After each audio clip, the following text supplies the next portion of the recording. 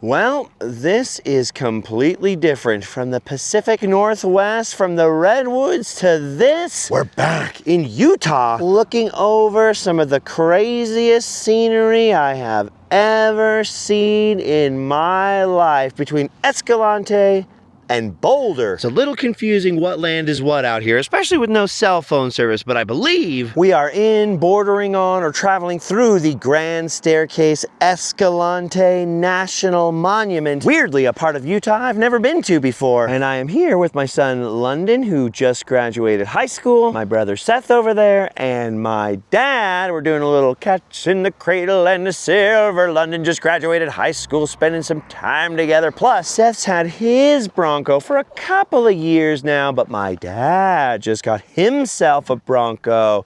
He's been thinking about off-roady stuff for months and months, and finally they get to put the vehicles to the test. So we've been roaming across the landscape from Southern California into Utah for a couple of days, doing some highway stuff, but mostly off-road stuff around St. George. We are making our way now to Moab, but look at this freaking scenery. This just reminds me of the Canyon of the Crescent Moon, Indiana Jones and the Last Crusade.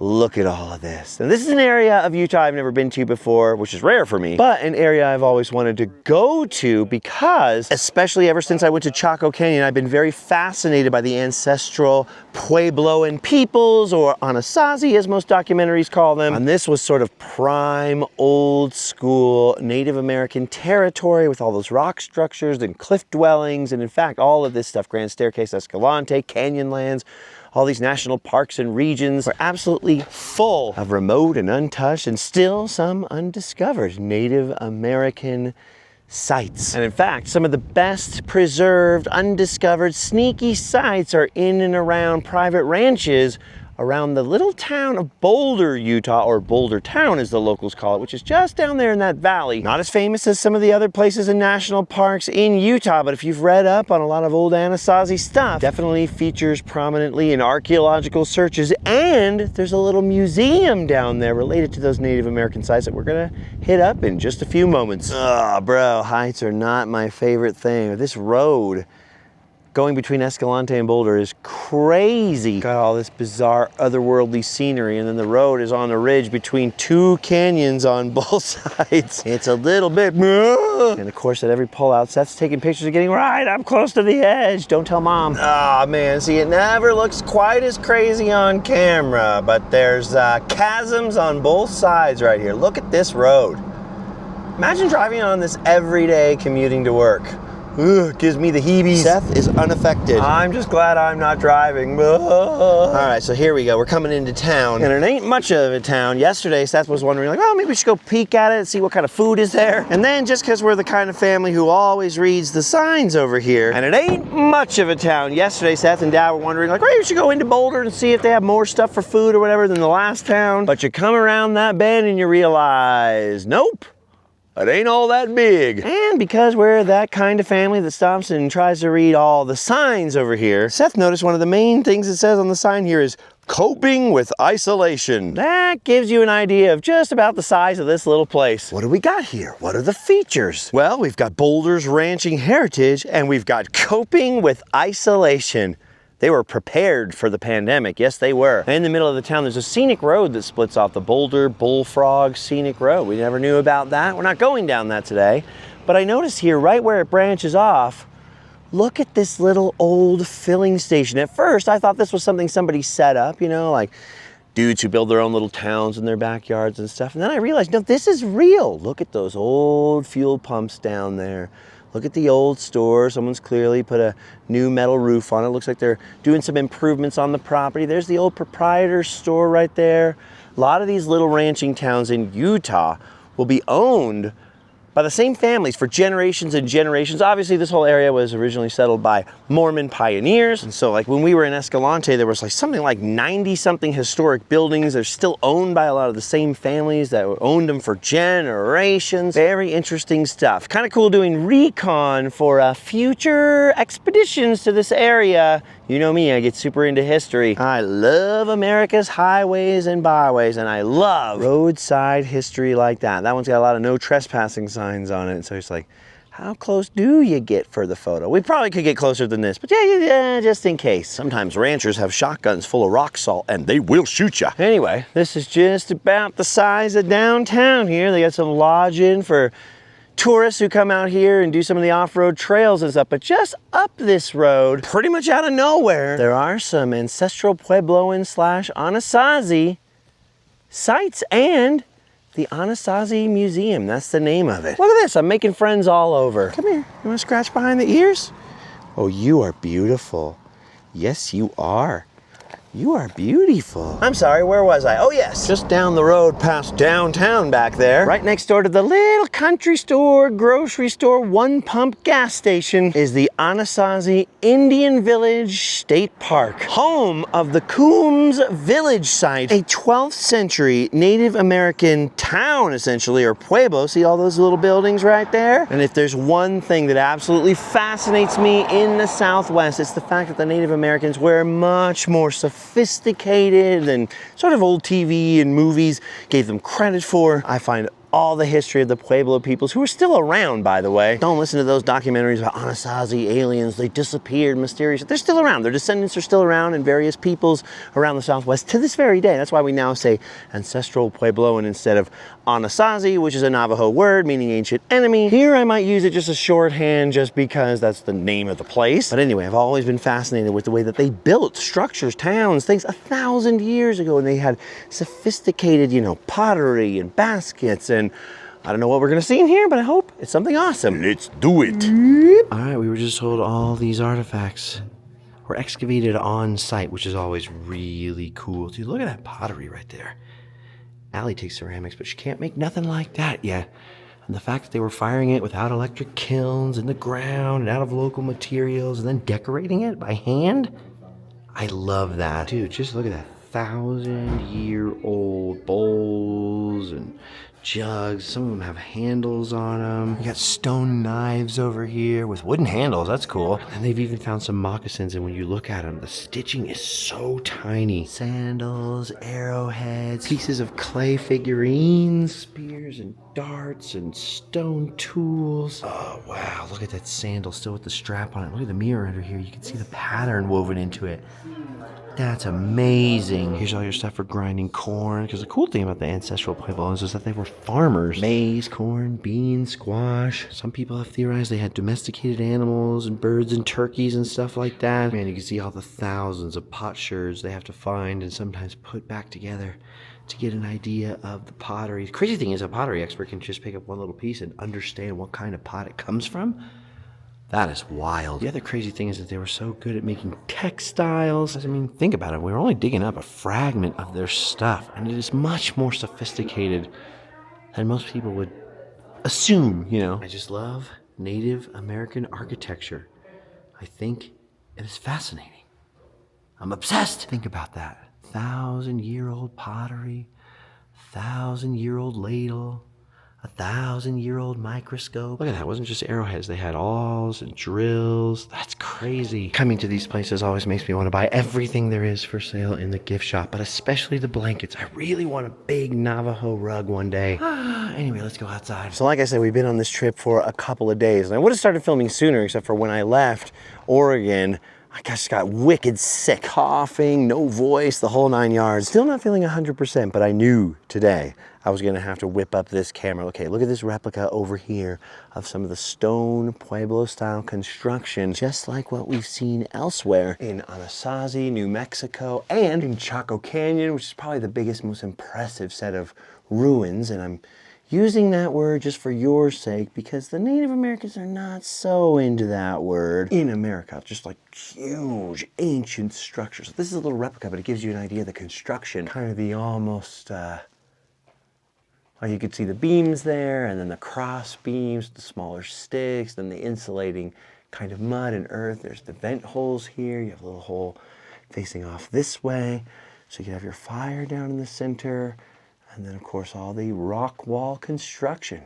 Amazing. The doorways are very small. And of course, the first thing you'll hear people say is people were a lot smaller back then, which is somewhat true, but it also helped with insulation. It's a lot cooler inside of those stone Pueblo buildings than it is outside in the sun. And in the winter, it would be a lot warmer. You don't want to let all the air out of your door. It's amazing, man. It's amazing. Now, I've also been to a place called Acoma Pueblo, which is right off Route 66, Sky City, as it's known. And they've got buildings like this that people have been living in for an entire 1,000 years. And some of those will even have like clear rock windows and just crazy stuff. So like I said, far more sophisticated than we often give them credit for in the popular imagination. Okay, now we're headed out to the actual archaeological site itself, which is just over yonder under these roofs. And actually, we're really walking over it because these mounds right here are the sort of earth-covered sections of the unexcavated portions of these large sites. That's why they want you to please stay on the sidewalk, because otherwise you're treading all over the old pueblos. You can just see sort of peeking out of the ground some rock wall, straight lines and stuff.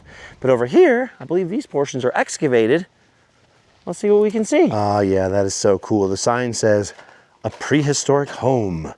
Can you imagine living here?" So they'll find the old fire pits, they'll find the burned remnants of timber separating rooms and roof beams and stuff like that. All those artifacts we saw inside were excavated from this site, from this portion of the site, I believe. And from what I understand, it was much more extensive than just what we can see that is excavated. This particular site, the Coombe site, is famous for being the largest site of its kind, the largest ancestral pueblo and village west of the Colorado River, I believe, which is significant. If you're interested in this stuff even a little bit, I did a video at Chaco Canyon a couple of years ago, which is like one of the coolest, craziest places I've ever been. Just like standing, crazy, huge, multi-room, multi-story structures, great kivas and stuff like that. And then I did another episode like a day later at Anasazi, New Mexico, which has a big restored kiva, which is sort of the religious ceremonial underground circular houses that they had. And scholars and modern Native American interpretations will go back and forth on whether they were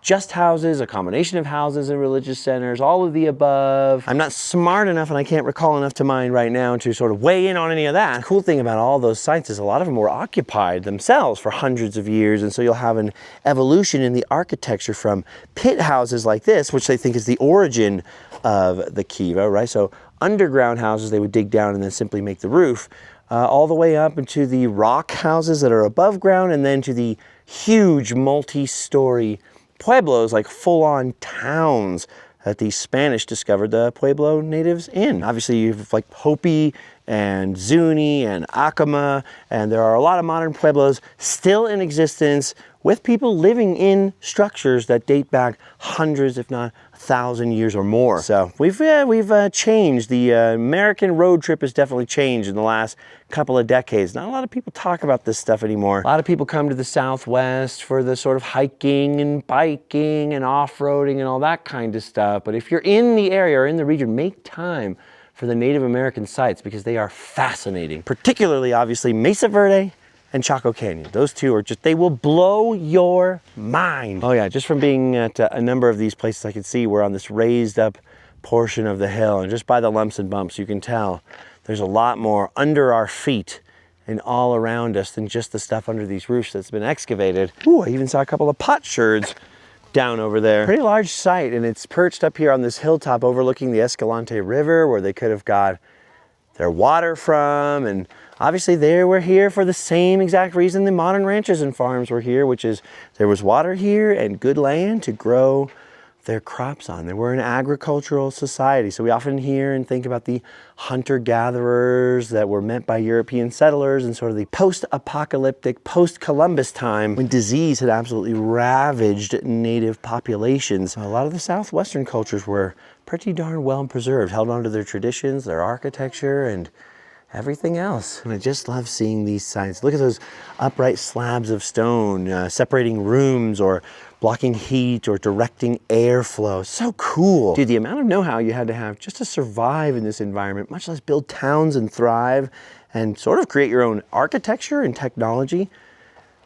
Absolutely crazy, just fascinating. I've been in this landscape for a couple of days, and let me tell you, without the car and air conditioning and my cooler, I would not survive for 5 minutes. So amazing. Obviously, you're just seeing the sort of stone foundations, the bottoms of rooms like that replica that we saw back there. And I'm gonna grab one in a second and make them go through that doorway, show you just how short they are. Another thing to consider is that this is just like looking at old castles where all you really see now is the rock walls, but they were plastered at one time. Some of them were covered with decorations and paintings like these replicas you see on the museum here. Definitely a lot more fascinating, complex, and sophisticated than our culture used to at least give them credit for, that's for sure. By the way, I just broke a camera, man. It bit the dust. Luckily, I have this backup, which is what you're seeing now. Anyway, so yeah, there were frescoes on the walls of cliff dwellings and pueblos. In fact, there still are some at Mesa Verde and places like that that look very similar to a lot of the petroglyphs, which are found all over this area. The main thrust and purpose of our trip was for my dad and my brother to do some off-roading, spend time with me in London and all that kind of stuff. But I'm hoping we run into more stuff like this along the way, because this is the stuff that I just absolutely adore. And not a lot of it in Southern California, that's for sure. Definitely some cool scenery, that is for sure. Right across the street from that country corner filling station we were looking at, there's a little tiny bar and grill, the Burr Trail Grill. And these gluten eaters over here are grabbing a bite to eat, and then we are hitting the road towards Moab. Definitely one thing I like about Utah is that the scenery changes all the time. Look at this, we're in a whole different biome now.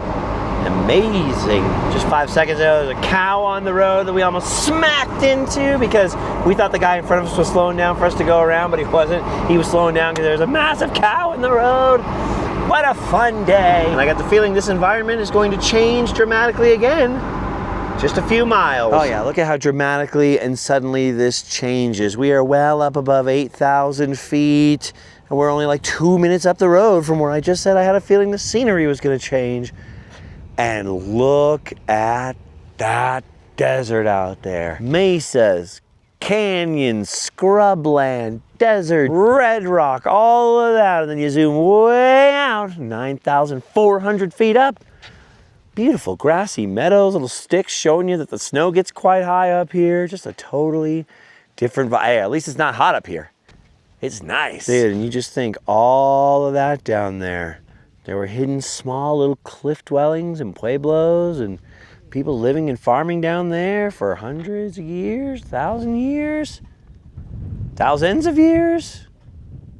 Pretty wild. Well, all right, we saw it. Let's keep on moving. Yeah, man, this is cool. We're moving through all kinds of different scenery here. Now, I've been traveling all over the country for most of my life through all kinds of scenery, and I've been filming these videos constantly for 12, 13 years, traveling all over the country, all these landscapes. It has seriously made me appreciate good nature photographers and documentary filmers, because it is so hard to show scale and size and whatever versus actually seeing it with the human eye. Like, it's such an unbelievably impressive landscape, and then just by dint of filming it and doing it so much, I just know this is not going to be nearly as impressive, you know, on your screen, but it is beautiful out here. Ah, whoa, whoa, whoa, whoa, whoa, whoa. We had to pull over. Look at this. We got a Native American trading post over here called the Flute Shop. So somebody is making old handcrafted flutes. But look at this. Look at the sign. Would you look at the size of that roadside flute? That is sweet. That's the kind of stuff I live for. We were just making a quick stop and look, but I really want to get out and toot that flute. All right, well, a little more beautiful driving down, down, down, and we've reached the town of Torrey. Now look at this, you got this little creek going through town, little bridges over to the old trading post with the old-timey dinosaurs. Got the Chuck Wagon Lodge with little personal cabins to stay in. Look at this little bakery and general store. And this is one of those historic Mormon pioneer towns, because of course we are in Utah. Well, I was shower in the land of Brigham, old times there, not forgiven, look away. Nice little place, a place even I have never heard of in my life until today, until you show up in it. It's the best kind of surprise. Super gorgeous scenery in this town, and then look at this. In 1898, when it was first constructed, this was the Mormon church for the town, for those pioneers. You can see the modern one there right in the background, just over the fence line, in fact. And then later, this was also used dual purpose as church and schoolhouse, and it was used off and on until the 1970s. It was only deeded, this little building, to the town, or to the, Daughters of Utah Pioneers by the LDS Church in 1990, with the provision that it was moved off of church property, which I assume means it used to be just sitting right over that fence right there. Pretty interesting story. It's pretty crazy, you know, 100-year-old log church, well, 127-year-old log church. But you figure if they were using it for meetings or whatever they were using it for up until the 1970s with some frequency, like for the church or for Boy Scouts or for whatever's going on in town, that means everybody around you's probably got crazy memories of like, oh yeah, I met my girlfriend in there. That's where I first met my wife and all that. It's pretty cool, man. Pretty cool. Utah Historic Site, National Register of Historic Places. The whole 9 yards, the whole 9 yards. It's also a little park across the way that says the Big Apple. We were seeing like flyers advertising it as just like a place for events or whatever. Like, oh, the Big Apple, that's a big gathering spot for the whole region, right? And then we pull up in front of the Big Apple and that's it. That is the Big Apple. There's the stage. There's the dance floor. Pretty amazing. I was just thinking this has got to be like a pioneer canal that they dug here to have water just coming right through their town. Look at this. I mean, the bridges aren't too low. It almost seems like you could get a little floaty. Just make your own little Torrey lazy river right here. How sweet is that? All right, we're flipping to Yui. We're heading back to the chuck wagon here for a pit stop. Human facilities. Sorry, I fired an obnoxious noise. Chewing on my chips. Ooh, here we go. Ooh. Gotta use the spittoon. This is the kind of place I love. Not so much the tourist element, although I love that stuff too, but I love coming to small towns. You see someone come in for their groceries at the little market. It's like, hey Fred, you need some more sour cream or whatever? First town we left from, Escalante. That was a really nice little town. I always wanted to live somewhere like that where everybody knows your name. I'm sure it would get old, I'm sure it would get annoying and monotonous, but coming from where I come from, just always thought that would be kind of nice. Well, grass is always greener, except in the desert, where it's dry and brown. Dang, look at this. The Torrey merch game is strong.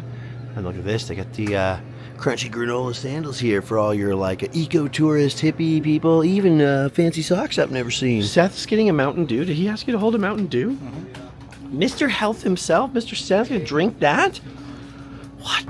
Anyway, apparently we're hours and hours behind because we're going all the way to Moab. If you want to follow along on the map, you just... Oh. Anyway, apparently we are hours and hours behind. If you want to follow along, we're Boulder to Moab. It's a long drive. It's world famous for scenery. We can't help stopping. Now traveling through the Capitol Reef National Park area, which is an area none of us have ever really been before. Pretty cool. Wow, that is some pretty dramatic frickin' scenery, dude. Look at that. Look at the size, the scale, the color. Ugh, I hate just coming through. Just look at how amazing this is. This is awesome. It's like the farthest national park from anything, so one of the least visited, but now I really want to come back here. Every single square inch of this is epic looking. They gotta film some movies in here, dude. This is amazing. Cool. Pretty neat traveling around and seeing the old west. Oh my gosh, bump, 1,500 feet ahead. We only have 1,500 feet. Oh, it's getting closer. It's getting closer.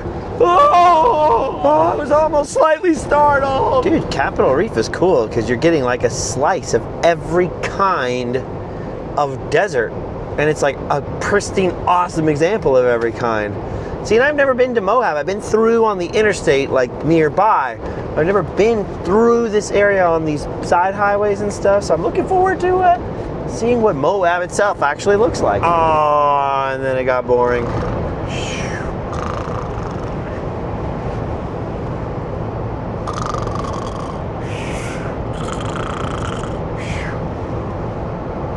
So the road we're traveling down is going from the right to the left on your screen down there. That's some crazy canyon we're about to go through. We're headed up towards I-70 and making our way over towards Moab and Hanksville actually at the moment. But we're here in this desolate plain, pulled over, letting all the warm air into the cars because Seth wants to take a picture of this. He's convinced that this formation right there is something that is on his Apple TV screensaver. That's right. Oh, look at that, I gotta get a picture of it. He is convinced that is a formation called Brigham's Tomb. Well, I've been to Brigham's Tomb in Salt Lake City. It don't look nothing like that. Yeah, okay, so that's Factory Butte, not Brigham's Tomb. There's another one that looks like that, that's Brigham's Tomb. But it doesn't look like a factory, so who the heck named it that? Dumb. Oh, well, if it's not Brigham's Tomb, forget about it. We're getting out of here. Ah, forget it. Don't even stop. We only stop for the big tombs. All right, well, we've rolled into Hanksville. Not too much to see, but as you can see, there are some historic sort of pioneer looking buildings here, looking a little worse for wear, a little rough and tumble. Off in the distance, surprise, surprise for Utah, I see the little LDS church, the modern one. And then across the street over here, this kind of looks like we have the historic one. There's no sign or anything out here, but you can see this old log cabin right here in the lee of the old historic, looks like church and schoolhouse, church and/or school. Oh, there's a plaque right above the door. I see it now.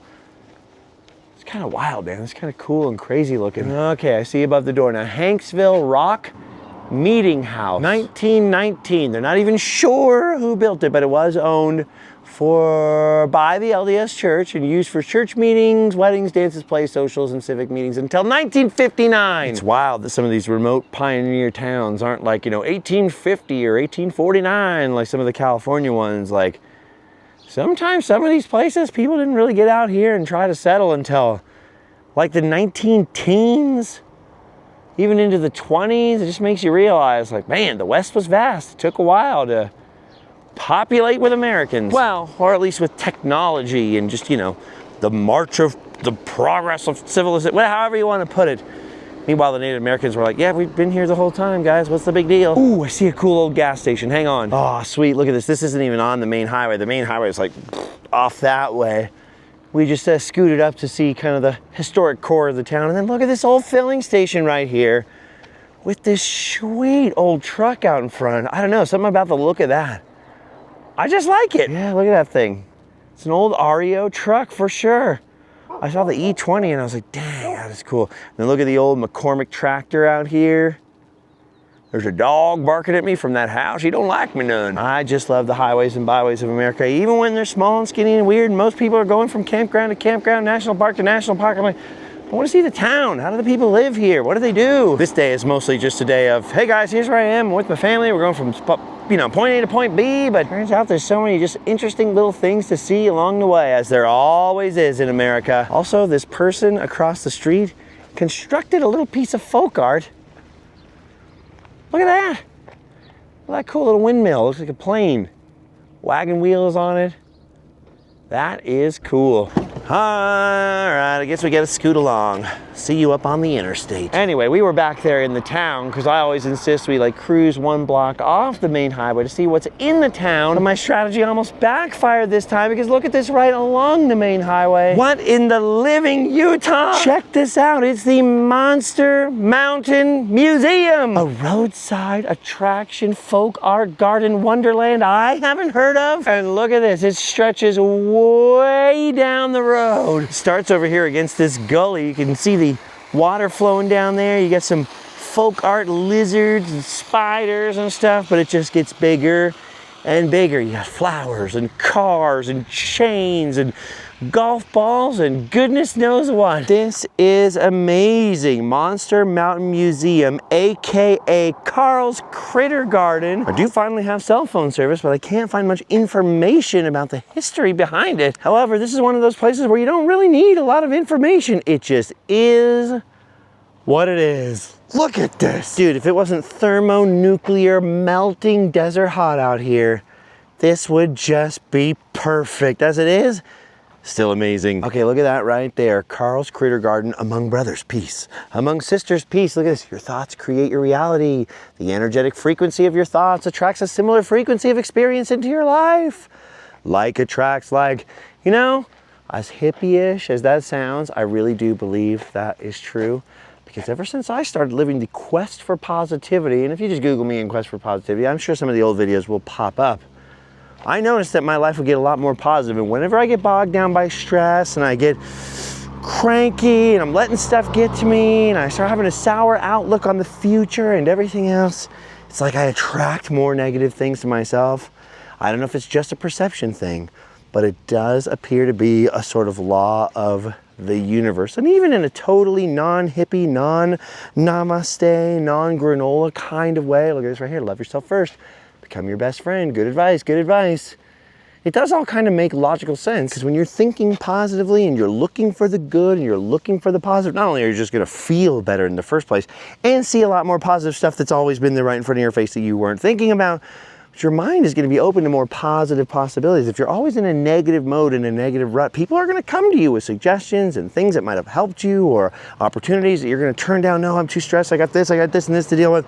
And you might miss the next most amazing adventure of your life. The quest for positivity, man. That was my sort of bulwark against literally not wanting to be alive on the earth anymore. It wasn't something I did out of sort of like hippie, this seems fun, or starting a cult or something. It was something I had to live to save my life. And it definitely worked. So as hippy dippy as some of these things sound to me, at the same time, I know that some of them are just absolutely true. Anyway, look at that. Thank you for every act of kindness you've ever extended to another fellow I don't know who Carl is, but I love his critters, and I love that there's this weird free museum out here. Obviously this house over here covered with hippie slogans. I'm guessing that's where Carl perhaps lives. Look at these strange sculptures. Some of them made out of bike tires. You got quartz and this green glass stuff down here. Others made out of old Pioneer stoves. Some cool, what are these? These aren't golf balls. I don't know what those are right there. Oh, it's just strange, man. I saw that out of the corner of my eye from a long distance away. Whoa! Check this out. These are push pins. Colorful push pins all over the Hanksville Love Bus. Oh, I love coming across stuff like this, especially when it's unexpected. Definitely a very cool, very hippie-ish piece of folk art. That's what I like. They can't all just be the old guy with the rusty truck, you know, or the metal minion. I like when they're extra weird, you know, mix it up with a little granola flavor in your roadside attraction. Got your hippie slogans, a little message of peace. Pretty cool. Look at the glass insulators over here around this, what, old wash tub or something? All the metal horseshoes. Oh, wait, I forgot to put in the crystals. Got the beads, the prisms. It's weird, some of it's sort of like trash assembled stuff, and then others of it are like full on welded sculptures. Look at this. Even a little chainsaw carving.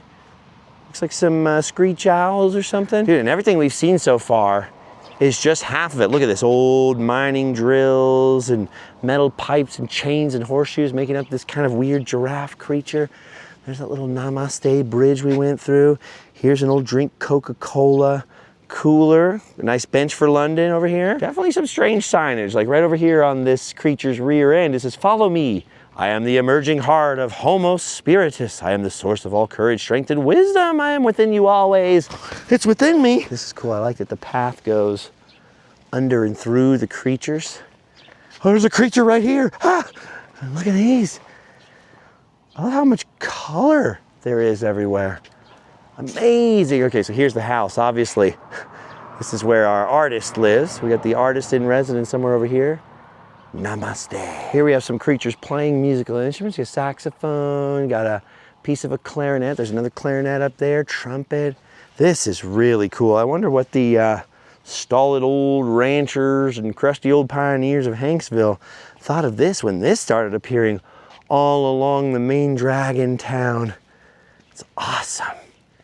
Dang it, this is cool. This is an unexpected treat, because I was just telling Seth, like, you know, these point A to point B, more vlog style episodes, you know, it kind of bum me out when I don't find a cool treasure along the road. Not that the scenery isn't the main treasure, right? All the natural stuff we've been seeing has been absolutely incredible, and we're seeing, it's just hard to capture on camera if you're moving through quickly. Look at this. This is clearly a very creative person over here. I haven't seen anything for sale. I haven't even seen a donation box anywhere.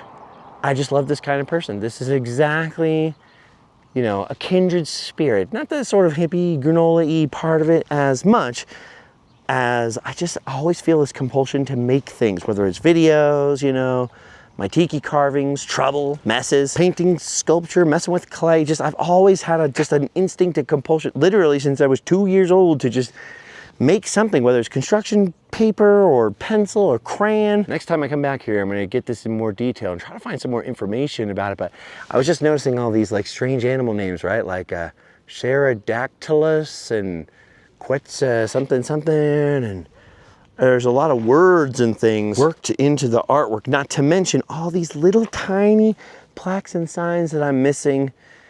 We're not in a hurry, but we're kind of on a mission, right, to get over to Moab by a certain time, check into the hotel and do all that stuff. So we got some extreme off-roading to do with my dad's new Bronco tomorrow and stuff, but I insisted. I was like, we're taking a little stop over here in Hanksville, man. I gotta see this stuff. I've always loved this. I've always loved the kinds of artists and people that can turn one man's trash, or most men's trash really, into these roadside treasures. I've never really been able to do that, but I do have friends who can just always see the creation in the little piece of junk, right? They could see how this could become a strange dinosaur head, or that could become a weird alligator style creature, or this could be an amazing planter. And yeah, for a second it looks like junk, and then you just keep looking and looking. You're like, you know what? This is actually incredible. Look at these little flying creatures right here. It's like a giant mobile on this old sign up here. I love stuff like this so much. Carl's Critter Garden. Oh, you know what? There might be some information right there. I'm sorry, I know this isn't our normal pre-programmed, I've got all the info for you situation. But maybe just because I've never been to this region or had a pre-planned trip to this region, I didn't know that this particular roadside wonder existed. Okay, here it is. Welcome to Carl's Critter Garden. All the critters are friendly and happy to see you, so please enjoy yourself. Admission to the garden is free. However, after you have communed with the critters, if you wish then to make a modest donation, please know that it is very much appreciated, etc., etc., etc. Goes to help Carl maintain the garden and also help feed his family, including his great-grandkids, his 2 goats, and his duck. Nice. Yeah, well, I guess before we leave, we're going to have to leave a contribution in the little box. I like how it mentioned that Carl has great-grandchildren. That tells you Carl's been at the Critter Garden for a while. I love that there's another layer behind the Critter Garden. The Critter Garden is basically up here against the road, against the highway. And ooh, I see some old gas pumps right there. But there's some more stuff back there. The Joy to the World bus, some other little pieces. He's got room to expand, that's for sure. I love this, dude. Carl clearly likes dinosaurs. Look at this like kind of Recyclosaurus over here. I love that. Oh, nope, the metal writing says Coloradosaurus over here. Okay. They've got names. They've definitely got names. Look at all these old wash tubs. This kind of kinetic motion going on with the colorful flowers.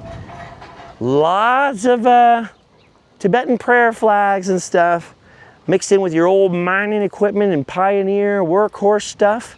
Flags of the world. I love this right here. Put a stop to the conflict, the ego, the insanity, stop to the illusion. That whole hippie free love era.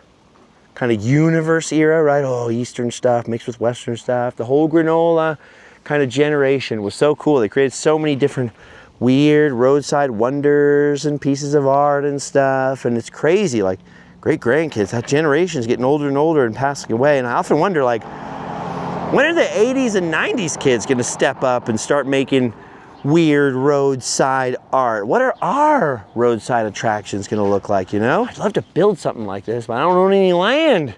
And you need a lot of time. It takes a lot of time and love to create something like this. All right, I'd love to linger. I'm going to come back one day.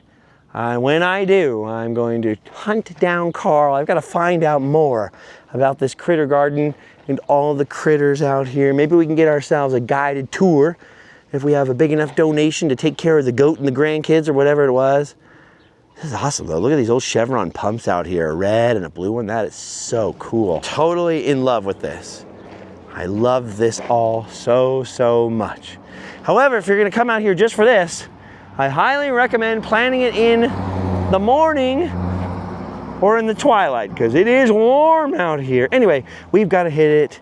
We got to hit the road and head to Moab. I've already filmed way more than I was supposed to and annoyed my family by slowing us down to take a look at the garden here. I can see they're actually all on benches enjoying the critter garden over there, so I'm going to join them, wrap things up here and head down the road. Don't worry, I'm not quite done with you yet.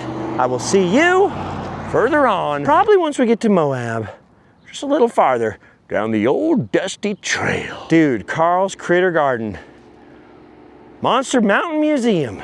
I love it. Hanksville, Utah. All right, See you down the road. Darcy blows, Capitol Reef, going south to north, all along the left.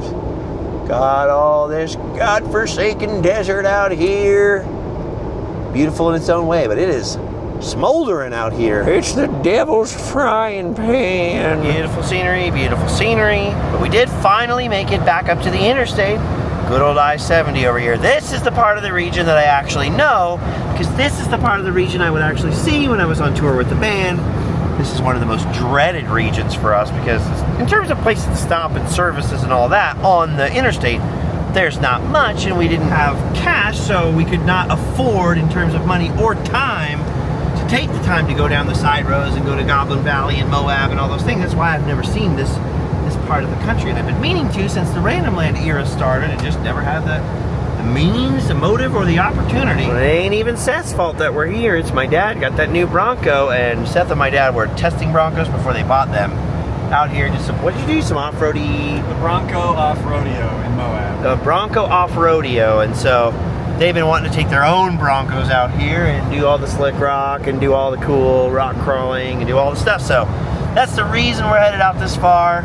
I guess there's nothing else to show today. Carl's Critter Garden took quite a lot of steam out of us in terms of time and heat sensitivity. But I'll at least get you to the end of the journey. You can at least roll into Moab with us, guys. All right, we crossed Green River. Not far to go now. All right, I can see it. We've made it. We've made it to Moab. Finally, something off my list, you know? And more importantly, we finally made it somewhere we can motel and sleep well. The brand new, beautiful Moab My Place Hotel. I love these hotels. I always talk about them because I love them. And this time they hooked me up with a room, and I was able to extend the hookup to the fam. I just like these places because they're budget friendly, so they're sort of stripped down, you know, utilitarian. They're always nice and clean, the staff's always friendly, and more importantly for me, with the celiac disease, which means I can't always eat out and I can't eat food and stuff like that, they got like full little kitchens in there, and I just like them, they're nice. I can't wait to see what this one looks like, because it's one of the newest ones in the fleet. All right, we went in the lobby, very nice lobby. Lobby. Got our keys, now we're in the elevator, gonna check out the rooms. Check this out. Boop. Yeah, look at that. Ah, this is one of the newer ones. They got the fancy schmancy desk. Ooh, they had an extra chair. And this is why I like them. This is why I like them right here. I first discovered these in Amarillo off Route 66. And just stayed at them as much as I could. It's a newer chain, so whenever they cross my path, I stay at them. Just stayed at one on the way up to Oregon, to Astoria for the Goonies thing. Apparently, I've stayed at them so much, somebody at the company noticed it, and every once in a while, I'll get a little help, which is very nice and very cool. But I'd be shilling for them anyways because freaking awesome. I like it. All right, now Moab is next to lots of stuff, lots of cool off-road stuff, especially got famous for mountain biking, lots of other things. We'll talk about it more at a different time, but it's also located right next to Arches National Park, and I'm hoping we have time to just peek in there, at least peek in there before we end today's adventure. Oh dude, look at this. Look at the little foot runner blanket. Look at the way they did a little pattern on it. That's cool, because there's literally something on my bucket list, or it's been on my bucket list since 1989 that I'd really like to see. Seth's working on it. See what we can do. It doesn't happen today. It's gonna happen during the 2 days that I'm here, because it's on my bucket list and I ain't never been here before in 42 years and I don't know when I'm coming back. All right, we're on the move. The sun is getting pretty low on the horizon, but we're gonna give it a try. All right, this is so awesome. This is so exciting. We are headed up into Arches National Park. I've never been here. I have wanted to come here for at least 34 years, mostly for one very specific reason. We're gonna do our best. We're gonna hunt around. It's off the cuff, and ideally I'd come back and do a more extensive version of what we're gonna do, but I've got to take a peek at this, if we can find it. Oh, we're in. I see a very familiar looking landscape now. All right, I don't know if we got here too late to find it before it's too dark and all that stuff, but what we're looking for is the Holy Grail. Almost all of the major monuments here along the main path were featured in the opening shots of Indiana Jones and the Last Crusade. So I'm freaking out with excitement a little bit just on those, but we're looking for one specific spot. Our own last-minute quest for the Holy Grail. It's just so crazy how much of this I do recognize from those opening shots of the movie. The balanced rock, and just a bunch of different stuff. The three gossips. Apparently the spot we're looking for is way, way back in the park. There's only one little road and everybody's going so slow. Oh my gosh, we found it. And still with a little light to spare, we found it. It's just off this loop over here. That's it right back there. This is totally the spot. This is the place where young Indiana Jones, played by River Phoenix, is with the Boy Scout troop. They're cruising back here on pack mules or horses or whatever they're doing. All the opening shots are all down in the beginning of the park, the early stuff we were driving through. Tons of shots, really, of the pack train going through. But this is where they end up. This is where they dismount, right here at the double arch. And this is where they clamber up into the cave and where Indiana Jones sees those goons digging up the Cross of Coronado. Dude, I don't know where my dad and my brother went, but I just started scooting down this trail, lickety frickin' split. Oh my gosh, just to be in this environment, man. Of all the places I've been all across the country, this is one of the few areas, the few regions I've never really spent that much time in, except for crossing through on the interstate. I've never been to Arches. I've never been out here. This is total bucket list. Dude, you first see the boys kind of cut into frame. Almost just like this, just from this perspective where they cruise in the foreground. You see editor Michael Kahn, ACE's credit come up, and then you see the Scoutmaster pop into the frame right here, just like this. Dismount! Dismount! Ooh, I said that and then it echoed off the walls. Echo! Ooh, hear that all over. Better not disturb people's peace. I cannot believe I'm standing here. I gotta be quiet. I gotta quietly freak out. This is freaking awesome. Dude, then there's a quick shot backwards up towards this split rock over here where the boys are dismounting, and then a longer one kind of from the same angle right here. And this is the same path. They brought the pack horses up. This is the same path that those kids came up. And among them, of course, the young Henry Jones Jr., the future Indiana Jones. Dude, this is it right here. This is the spot where they dismount off the horses. You see the long train of horses, the arches on the left, and you can see that sandstone, that striped sandstone in the background at the base of the cliffs. Everything looks exactly the same. Herman's horse sick. Ah! Dude, then it's right here, way zoomed in up on the arches, way more zoomed in than I am capable of with this particular camera.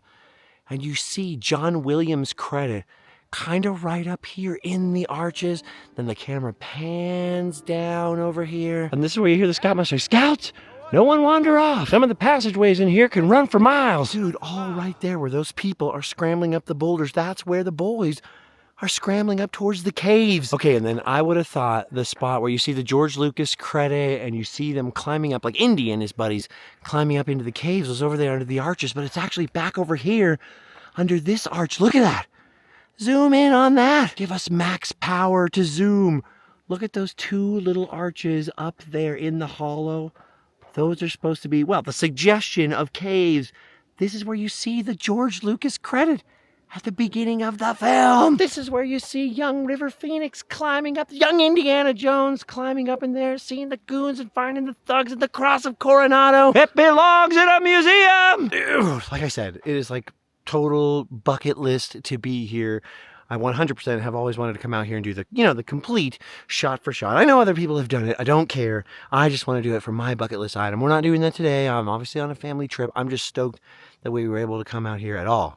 London actually quit and went to the hotel. He wasn't feeling good. He wants to rest up for a whole day of adventure tomorrow. Now, obviously, there's shots also when they're running out of the cave, running out with the cross, and going on the horse and all that stuff. I don't have time to show you all that because the sun is super going down. It's actually getting dark here. Camera's making it look like it's way brighter than it is, and I'm running out of batteries. But just for pure bucket list purposes, I am crawling up that crevice as far as I dare to go. Just like Indiana Jones. I don't know if anyone's coming with me. I don't care. I'm doing it. I don't know if it was River Phoenix or a stunt double or a who, but it was Indiana Jones to me. Actually, it might be right here where he comes out with the horse. Everybody's lost but me. Dude, this is everything. Double arches, all the arches. Very cool, very awesome. Another day I'll come back and obsess over arches. The caves, man, the caves. This is so random and unexpected and unplanned, and I am so freaking pumped. This is one of my holy grails. Oh, dude, I'm getting winded, but look at this. It is so much freakier being under all this rock than I thought it would be. I mean, this is pretty much pointing straight over my head. Look at the size of those boulders. Oh, dude, this is gonna sound total suck. Seth has better ones, so he's more capable, but these like walking shoes I have are like no good on the steep rock. Look at that, we're pretty close. So do they come up in here? Yeah, heck yeah, come on, man. Indiana Jones don't know no fear, and he had appropriate footwear too. Oh, shiz. I can't make a swear my dad's down there. I might get grounded, but look at this. I made it. I'm normally not this brave, man. It's high up, it's steeper than it looks. This sand is like talc, pretty slippery with these shoes. But I made it. Look at that overhang. I made it to the Indiana Jones Cross of Coronado caves. As you can see, they're not really caves, they're just overhangs within the overhang. Yes, I'm breathing hard, but dang, was that worth it. Bucket list item achieved. I'll spend longer here if I ever get to come back. Which, by the way, will all depend on budget, which all depends on you watching and sharing these videos and joining Patreon if you so choose, or buying a hat or some merch at randomland.com. And you know, if I'm talking about that, we pretty much reached the end of the road. The battery's at like 1%. I'm heavy breathing, and I'm about to slide back down. All this on my butt. So for today, thanks for coming with us. We've done our duty. It's time to motel and drink from the Holy Grail.